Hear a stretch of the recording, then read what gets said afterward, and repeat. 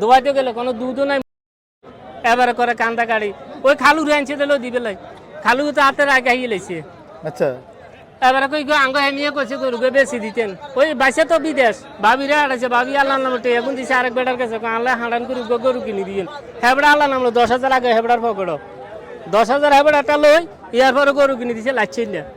আর ভাবি গেছে দোয়াইতে, বহুত আশা করি গেছে দোয়াইতে বাল্টি লই, বাল্টি আল্লাহ নামলো বাল্টি আর ওই হানি দিয়ে উড়েছে এরি আর কিটা কইতে মিটা তো আগে কইতে মারি না, কইলে তো আপনারা আর খারাপ করবেন, দরকার নাই। তবে সরল ব্যক্তি মান নিলাম তোকে গ্যারান্টি আছে এমনি লাতি উস্টা সারা। আচ্ছা সরল ভাই যখন গরুগুলো কিনেন জি কোন কোন দিক দেখে গরুগুলো সংগ্রহ করেন বলেন ভাই? তো একটু? আমি আপনার গ্রাম থেকে সংগ্রহ করি। আচ্ছা গ্রামের ডিম শহরে যাইলে মামলাটা গ্রামে থাকলে বাজিও, আমি গ্রাম থেকে সংগ্রহ করি বাজারে বিক্রি করি, তবে বাজার থেকে কিনি না। সরল ভাইয়ের গ্রামের বাড়িটা কোথায়? আমার বাড়ি হলো ভাইয়া লালমাই থানা, লালমাই আপনার লালমাই উপজেলা যুক্তিকুলা। আচ্ছা আচ্ছা গ্রামের নাম? গ্রামের নাম আজাবপুর। আজাবপুর। ঠিক আছে ধন্যবাদ ভাই, আসসালামু আলাইকুম। ওয়ালাইকুম আসসালাম ভাইয়া।